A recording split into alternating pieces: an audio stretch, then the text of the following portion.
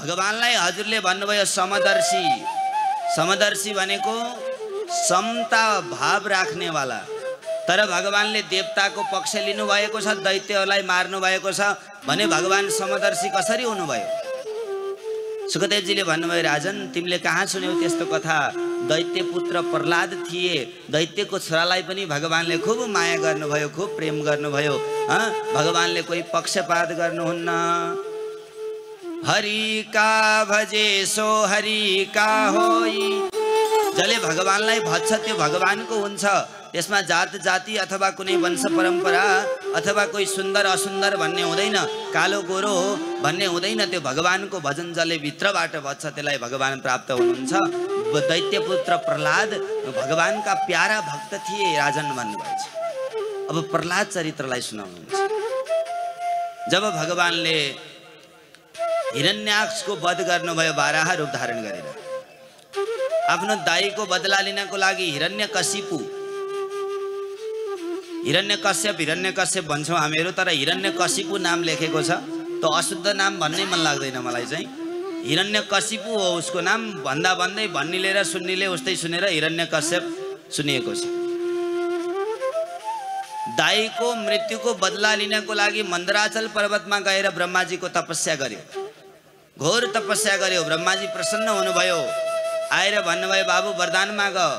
हिरण्यकशिपुले भन्यो ब्रह्माजी मलाई अजर अमर बनाइदिनुहोस्। ब्रह्माजीले भन्नुभयो दुष्ट अजर अमर त म पनि छैन, तँलाई कहाँबाट बनाइदिउँ? अरू कुनै वरदान माग। हिरण्यकशिपुले अनेक वरदान माग्यो। नान्तर बहिर्दिवा नक्तम अन्यस्मादपि चायुधैः न भूमौ नान्तरे मृत्युर् न नरैर् न मृगैरपि। भित्र मरु न बाहिर मरु न, दिनमा मरु न रातमा मरु न, तल मरु न माथि मरु न, अस्त्रबाट मरु न शस्त्रबाट मरु न, 12 महिनामा कुनै महिनामा नमरु, हजुरको सृष्टिमा कसैबाट नमरु। गजबका वरदान माग्यो। ब्रह्माजीले पनि धेरै कुरा घुमाउनु भएन, तथास्तु भनिदिनु भयो, आशीर्वाद दिनु। अब गएर स्वर्गलोकमा उसले आक्रमण गर्यो। देवताहरू भगवानको शरणमा गए। भगवानले भन्नुभयो देवताहरू चिन्ता नगर, यसको छोरो मेरो भक्त पैदा हुनेछ। जब त्यसलाई यसले अत्याचार गर्नेछ म यसको वध गर्नेछु, त्यति बेलासम्म प्रतीक्षा गर भनेर भगवानले आश्वासन दिनुभयो। कालान्तरमा समय बित्यो। समय बितिसकेपछि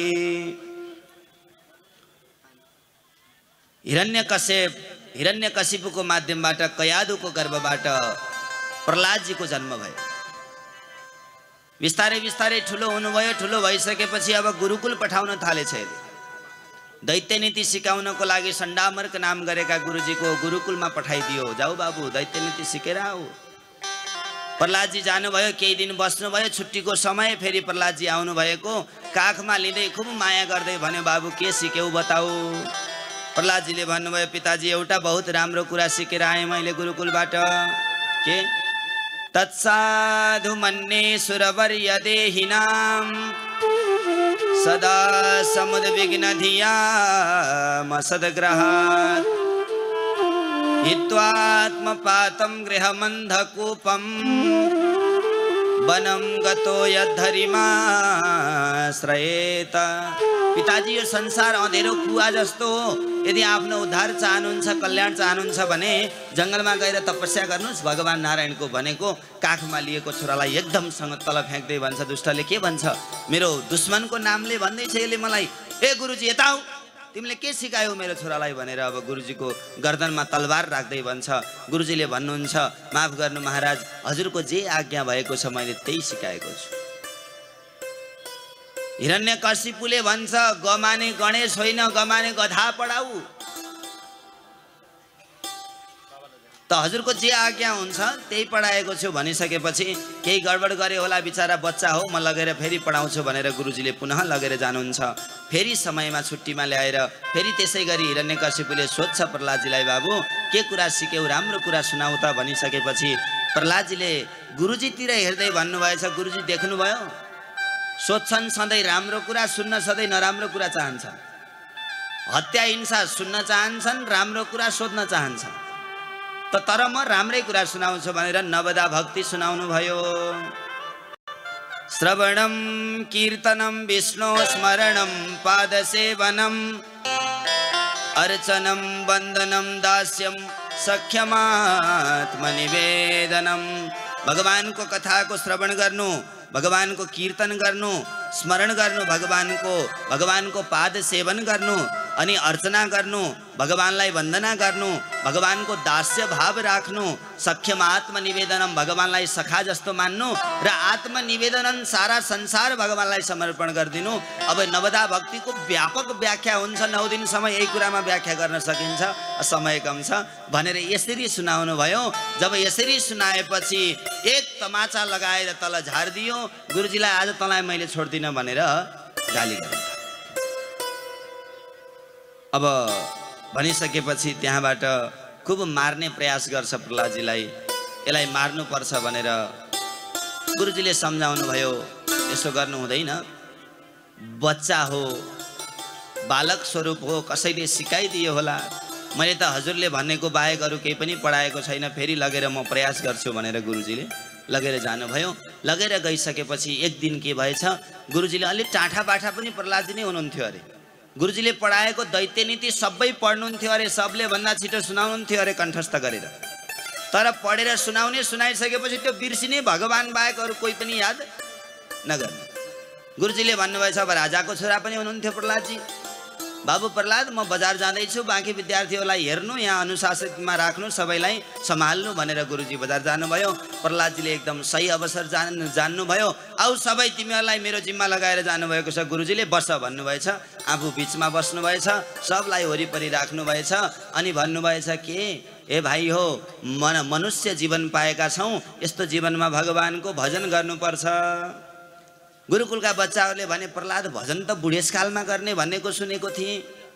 प्रहलादजीले भन्नुभएछ, अच्छा बुढेसकाल कहिले लाग्छ? जन्मेको मिति थाहा हुन्छ हामीलाई, मरेको मिति कोही मरिहाल्यो भने फलानु मितिमा भन्ने थाहा हुन्छ, विवाह गरेको मिति थाहा हुन्छ, सबै मिति थाहा हुन्छ, तर बुढेसकाल कहिलेबाट लाग्यो आमा कसैलाई थाहा छैन, त्यो कोही मिति छैन। कौमार आचरेत प्राज्ञो धर्मान भागवतानिह। अच्छा हाम्रो उमेर कति हो? कति हो हाम्रो उमेर? 100 वर्षको औषध आयु मानिएको छ, तर अहिले चाहिँ घट्यो, अलि घट्दै जाँदैछ भन्छन्। अब सुन्नुहोस् है, 100 वर्षको आयु भए तापनि 40-50 वर्ष हाम्रो सुत्नमा जान्छ। प्रेमले भन्नुहोस् राधे राधे। घरमा सुतेर निद पुगेन भनेर कथामा आएर पनि त सुत्छौँ हैन? त 50 वर्ष गयो सुतेर, 50 वर्ष 80बाट उताको 100 निकाल्दिउँ, त्यसमा केही गर्नै सकिँदैन। बाँकी रह्यो कति? 30 रह्यो। 30बाट को पहिलाको 1 देखि 20 सम्मको निकाल्दिउँ। किन? पढ्न ओर्न यताउता गर्नमा त्यो केही गर्न नपाई 20 वर्ष बित्छ। बाँकी रह्यो 10-15मा विवाह गर, बच्चा बच्ची जन्माऊ, धन सम्पत्ति कमाऊ, सारा त्यसै उमेरमा गर्नुपर्छ अनि भजन हुनेवाला छैन। प्रेमले भन्नुहोस् राधे राधे। सम्झाउनु भयो प्रहलादजीले। जीवनमा भजन बिहानदेखि बेलुकासम्म सधैँभरि गर्नुपर्छ। गुरुकुलका बच्चाहरूले सोधे, प्रहलाद यो कुरा त हामीलाई गुरुजीले कहिल्यै सुनाउनु भएन, तैँले कहाँबाट जानिस्? प्रहलादजीले भन्नुभएछ, मैले आमाको पेटमा सिकेको। कहिले? जब देवराज इन्द्रले मेरी आमालाई हरण गरेर लगे अनि नारदजीले भन्नुभयो, बाटोमा देख्नुभयो र कहाँ लाँदैछस् भनेको देवराज इन्द्रले, यसको श्रीमान बडो दुष्ट छ, संसारलाई दुःख दिइरहेको छ, यो गर्भवती छे, दुष्ट श्रीमानको यसको छोरो पनि दुष्टै जन्मिनेछ, बरु जन्मिदा बित्तिकै मारिदिने हो भनेर लाँदैछु भनेपछि नारदजीले भन्नुभयो, दुष्ट होइन, यसको गर्भबाट भगवानको भक्त जन्मिँदैछ, छड भनेर नारदजीले छुटाएर लानुभयो, आफ्नो आश्रममा लानुभयो अनि राखेर खुब शिक्षा दिनुभएछ। प्रहलादजी भन्नुहुन्छ, बच्चाहरू मैले आमाको गर्भमा सिकेको त्यो कुरा अहिलेसम्म भुलेको छैन। त्यही भएर त शास्त्रले भन्छन्, गुरुहरूले भन्छन्, बच्चालाई संस्कारी बनाउनको लागि आमा पनि संस्कारी हुनुपर्छ।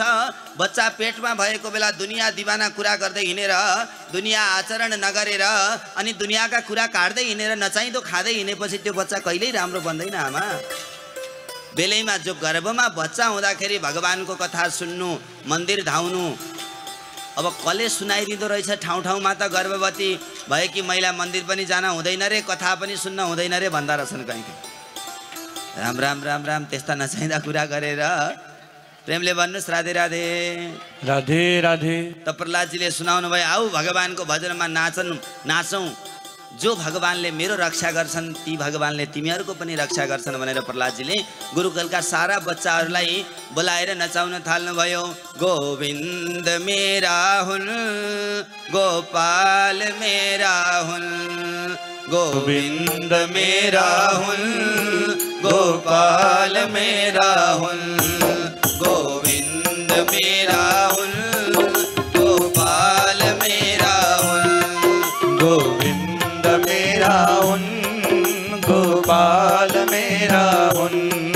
श्री राधा रमण नंदलाल मेरा हुन्, श्री राधा रमण नंदलाल मेरा हुन्, गोविंद मेरा हुन् गोपाल मेरा हुन्, गोविन्द मेरा हुन् गोपाल मेरा हुन्, गोविंद मेरा हुन् गोपाल मेरा हुन्, गोविन्द मेरा हुन् गोपाल मेरा हुन्।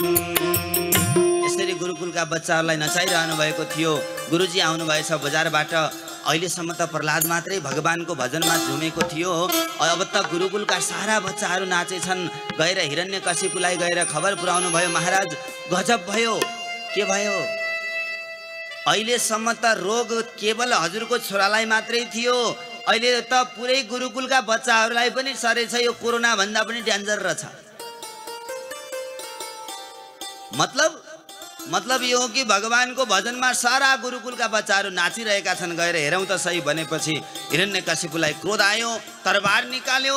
यसलाई आज म मारिदिन्छु भनेर अट्टहास गर्दै गएको सब कीर्तन गर्दै गरेका बच्चाहरू एकदम काँप्दै प्रहलादजीको पछाडि गएर लुके। प्रहलादजी अगाडि एकदम निर्धक्क भएर भन्नुहुन्छ, सोध्यो हिरण्यकशिपुले, दुष्ट त हाम्रो चन्दन जस्तो वनमा काँडा बनेर जन्मिस, भन् त कसको बलले यति धेरै उन्मत्त भइरहेको छस् भनिसकेपछि प्रहलादजीले भन्नुहुन्छ, न केवलम मे भवतश्च राजन् सबै बलम बलिनाम चापरेसाम। ए पिताजी पनि भन्नु भएन, अब त राजन भन्नुभयो। पिताजी भन्न योग्य हुनु न पर्यो भन्नलाई। म मात्रै होइन, जसको बलले यो सारा संसार चलिरहेको छ म तिनीको भजन गर्छु भनिसकेपछि तेरो भगवान कहाँ छ भन्छ। प्रहलादजीले भन्नुभयो, पिताजी गलत प्रश्न सोध्नुभयो, मेरो भगवान कहाँ हुनुहुन्न भनेर सोध्नुहोस् भनिसकेपछि नजिकै एउटा खम्बा थियो, यो खम्बामा तेरो भगवान छ भनेर भनेको प्रहलादजीले भनिदिनु भयो, भगवान कहाँ जहाँ भक्तको भगवान त्यहाँ। हिरण्यकशिपुले गएर त्यो खम्बालाई प्रहार गर्दै थियो। भक्तको वचनलाई सत्य गर्नको लागि भगवान नरसिंह भनेर प्रकट हुनुभयो। बोल नरसिंह भगवानको। एकदम राता राता आँखा नङ्ग्रा फाड्दै एकदम अट्टाहास गर्दै रिसाउँदै क्रोधित हुँदै नरसिंह भगवान प्रकट हुनुभयो। हिरण्यकशिपुको र नरसिंह भगवानको भयङ्कर युद्ध हुन्छ। सन्ध्याको समय भयो, सिधा उठाउनु भयो, तमाचा लगाउनु भयो, नसा नसा ढिला पारिदिनु भयो र काखमा लगेर राख्नु। हिरण्यकशिपु हाँस्दै भनेछ, तैँले मलाई मार्न सक्दैनस्। किन भाइ?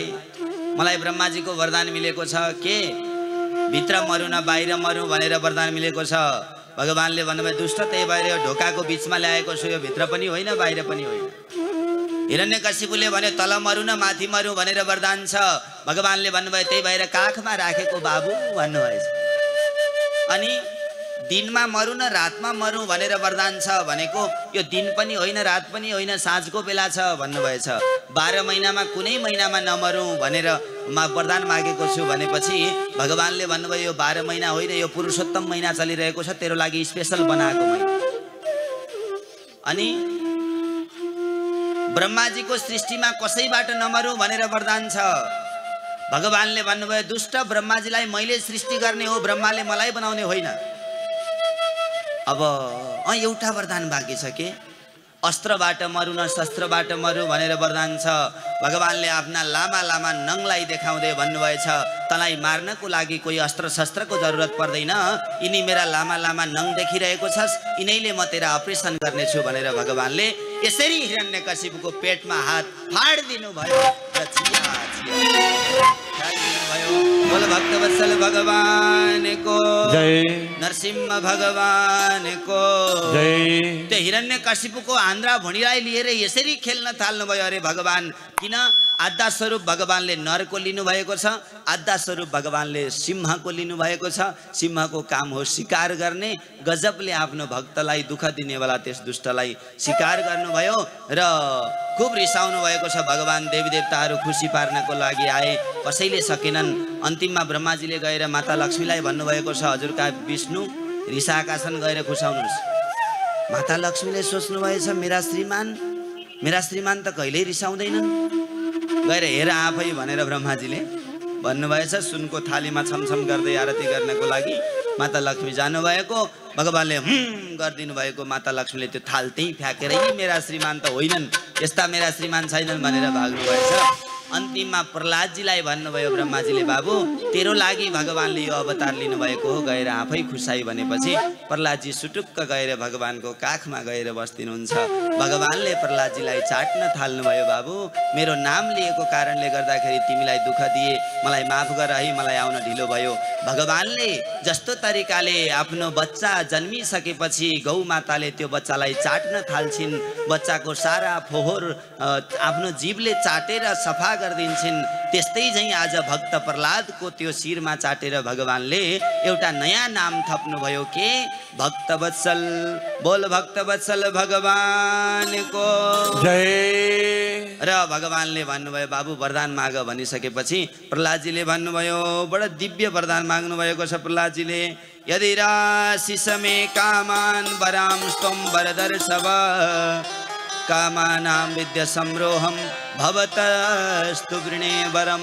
यदि वरदान दिन चाहनुहुन्छ भने कोही चाहना मनमा नआओस् त्यस्तो वरदान दिनुहोस् प्रभु भनेर प्रहलादजीले भन्नुभयो।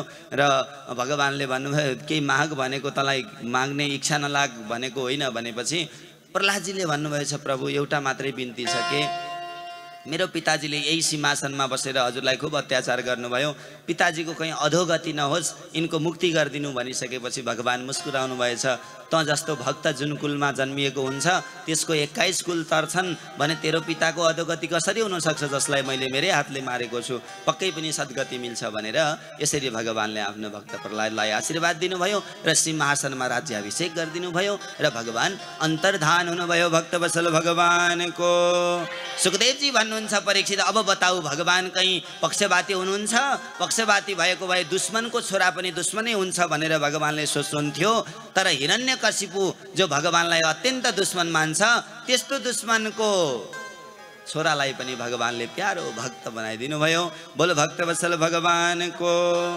यसको साथ साथमा सप्तम स्कन्धलाई विराम।